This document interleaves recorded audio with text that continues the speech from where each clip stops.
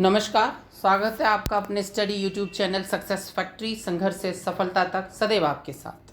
आज की वीडियो में खबरें आपके काम की के सेशन में मैं आपका होस्ट आपका स्वागत करता हूं।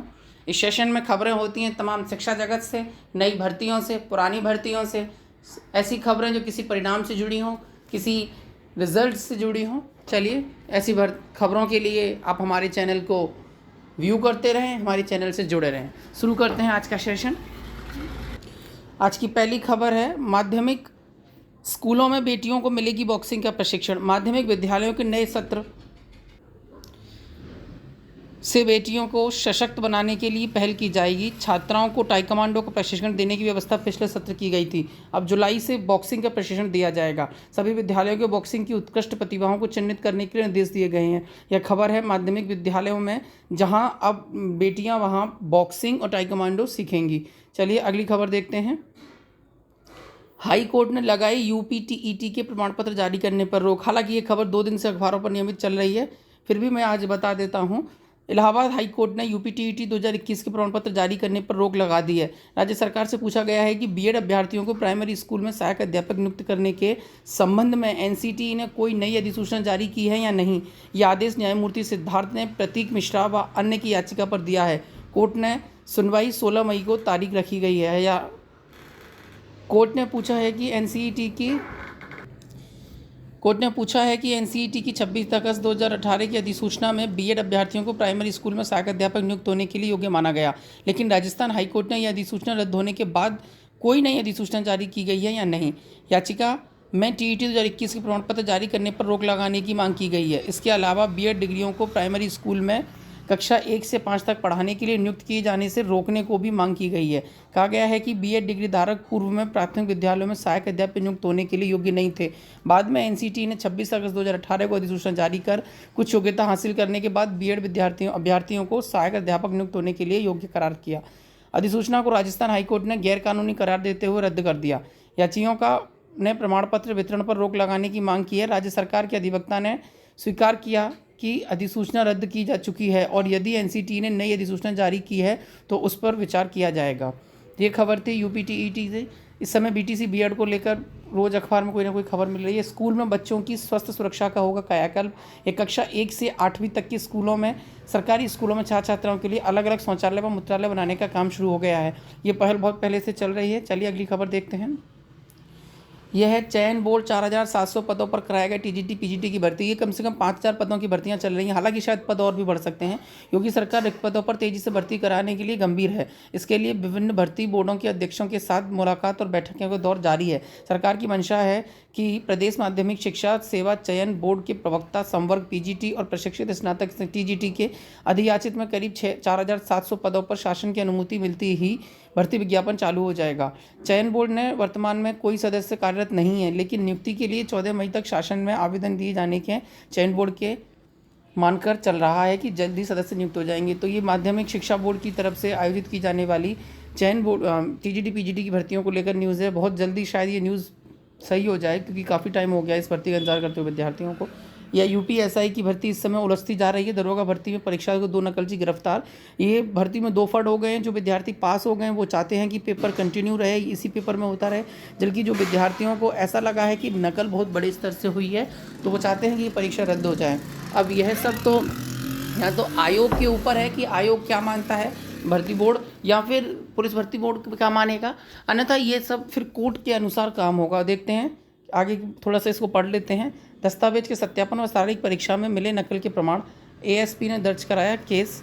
कानपुर से जुड़े हैं नकल के तार। 20-20 हज़ार रुपये दिए थे नकल के लिए। ये पुलिस के अनुसार दोनों आरोपितों से पूछताछ में बताया कि कानपुर में कोचिंग की पढ़ाई के दौरान उनकी मुलाकात किसी मनोज पाल नाम के व्यक्ति से हुई थी। वह उन्हें कानपुर के शुभ कंप्यूटर सेंटर ले गया। कंप्यूटर सेंटर के कर्मचारियों ने बताया कि उन दोनों को दरोगा भर्ती परीक्षा में नकल कराकर पास करा देंगे। इसके बाद दोनों ने कहा 20-20 हज़ार रुपये दिए थे। अब पुलिस उन दोनों को भी तलाश कर रही है और अभी तक शायद 100 के आसपास ऐसे नकलची पकड़े गए हैं जो यूपीएसआई में नकल कर रहे थे, और भी बड़े स्तर से जांच चल रही है यूपी पुलिस की तरफ से भी। देखते हैं इसकी क्या रहती है। इस भर्ती का कैंसिलेशन होना शायद मुश्किल हो या हो भी जाए, वो आयोग और कोर्ट के बीच का मैटर है। इसमें विद्यार्थियों का तो सिर्फ मांग ही किया जा सकता है। एडेड डिग्री कॉलेजों में 918 पदों पर भर्ती जल्द। यह उत्तर प्रदेश के सहायता प्राप्त महाविद्यालयों में 34 विषयों के असिस्टेंट प्रोफेसर के 918 पदों पर जल्द ही भर्ती शुरू होगी। उच्च शिक्षा निदेशालय में मंगलवार को ही बैठक के पदों का निर्धारण कर दिया गया है। निदेशालय की ओर से उत्तर प्रदेश उच्चतर शिक्षा सेवा आयोग को जल्द ही इन पदों का अधिसूचना भेज दी जाएगी।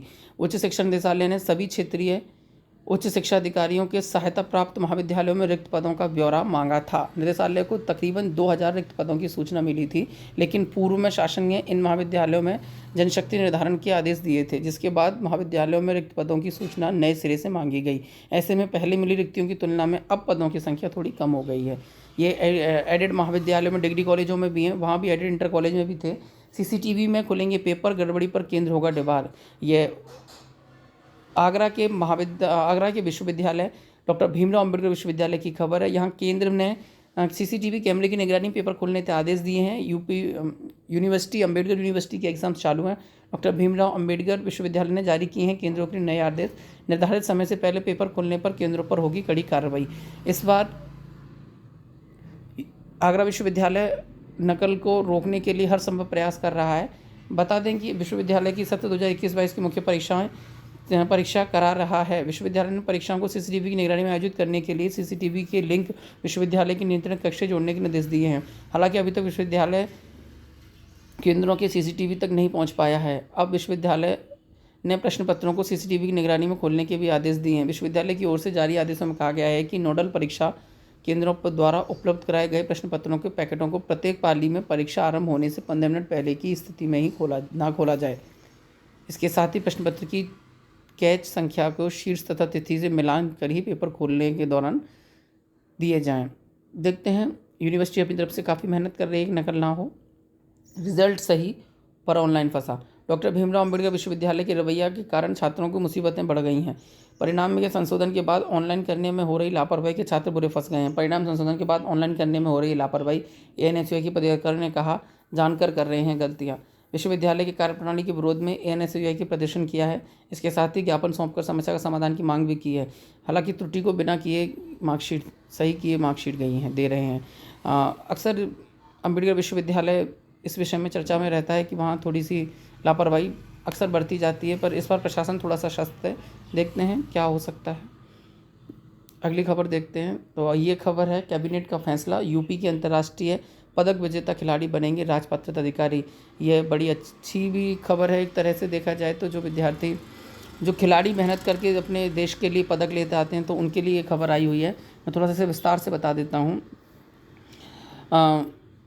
यहाँ खबर लिखी हुई है कि ओलंपिक, राष्ट्रमंडल और एशियाई खेल जैसी अंतर्राष्ट्रीय प्रतियोगिताओं में पदक जीतने वाले राज्य के खिलाड़ियों को अब सीधे राजपत्रित अधिकारी बना सकेंगे। मुख्यमंत्री योगी आदित्यनाथ ने अध्यक्षता में मंगलवार को हुई मंत्रिपरिषद की बैठक में विभागों के 24 राजपत्रित पदों को लोक सेवा आयोग की परिधि से बाहर कर दिया है।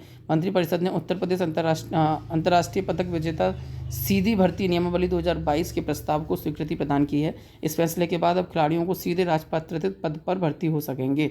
मुख्यमंत्री योगी आदित्यनाथ ने पिछले साल इकाना स्टेडियम में हुए खिलाड़ी सम्मान समारोह में बड़ी अंतर्राष्ट्रीय प्रतियोगिताओं में पदक जीतने वालों को राज्य के खिलाड़ियों को राजपत्रित अधिकारी बनने की घोषणा की थी। खिलाड़ियों की भर्ती को लोक सेवा आयोग के नियमों के बीच आ रहे थे। बैठक के बाद वित्त एवं संसदीय कार्य मंत्री सुरेश कुमार खन्ना तथा खेल एवं युवा कल्याण मंत्री गिरीश यादव ने बताया कि पैरा ओलंपिक गेम्स में पदक जीतने वाले प्रदेश के मूल निवासी खिलाड़ियों को भी सम्मानित किए जाने का निर्णय लिया गया है। पदक निर्धारित किए गए हैं, सीधी भर्ती कुछ पद तय किए गए हैं कि इतने पद हम सीधे उन्हीं पदक विजेताओं से भरेंगे। अब इसका क्या होगा वो जब विस्तृत विज्ञप्ति आएगी तो उसको भी हमारे चैनल पर बताया जाएगा। 24 राजपत्रित निर्धारित किए, 24 पद लिए गए हैं 9 विभागों की परिधि से बाहर। मतलब 9 विभागों में 24 पद ऐसे हैं जो खिलाड़ियों से ही भरे जाएंगे। विधानसभा का बजट सत्र 23 मई से शुरू होगा। चित्रकूट समेत 5 हवाई अड्डे वित्तपत्र को दिए जाएंगे। राज्य में छोटे स्थानों पर भी खोले जा सकेंगे बार। तो ये खबर है हमारी यूपी के उन पदक विजेताओं को जो अंतर्राष्ट्रीय स्तर पर पदक लेकर आए हैं और फिर भी समस्या से जूझ रहे हैं। अब सरकार आपके लिए काम कर रही है। आज की बस इतनी ही खबर है। अगर आपको हमारी वीडियो अच्छी लगे और इससे आपको कोई लाभ हो तो प्लीज़ हमारे चैनल को लाइक करें और ज़्यादा से ज़्यादा शेयर करें ताकि ये वीडियो और लोगों तक पहुँचे और वो लोग भी इससे लाभान्वित हों। ये सेशन उन्हीं के लिए चलाया जा रहा है। हमारे चैनल को सब्सक्राइब जरूर कर लें ताकि ऐसी ही संबंधित खबर आपको मिलती रहें। कि प्रदेश में किस स्तर पर कौन सी भर्तियां चल रही हैं, कौन सी परीक्षाएं होने वाली हैं, किन की परिणाम निकलने वाले हैं।